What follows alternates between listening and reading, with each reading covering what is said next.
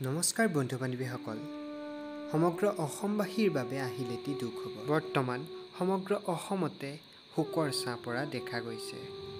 অসমীয়া চলচ্চিত্ৰ জগতৰ এগৰাকী উদীয়মান জনপ্ৰিয় অভিনেতা বৰ্তমান আমাৰ মাজৰ পৰা হেৰাই গৈছে।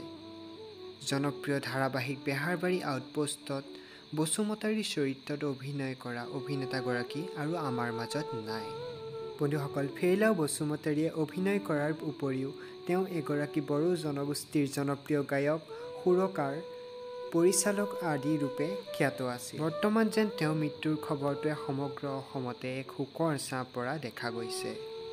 বেহাৰবাৰী আউটপোষ্টত ইমান সুন্দৰ অভিনয়েৰে সমগ্ৰ অসমবাসী ৰাইজৰ পৰা ইমান মৰম পাবলৈ সক্ষম হোৱা এইগৰাকী অভিনেতা আৰু আমাৰ মাজত নাই। তেখেতৰ বিদেশী আত্মাই যেন সদ্গতি লাভ কৰে তাৰেই কামনা কৰিলোঁ।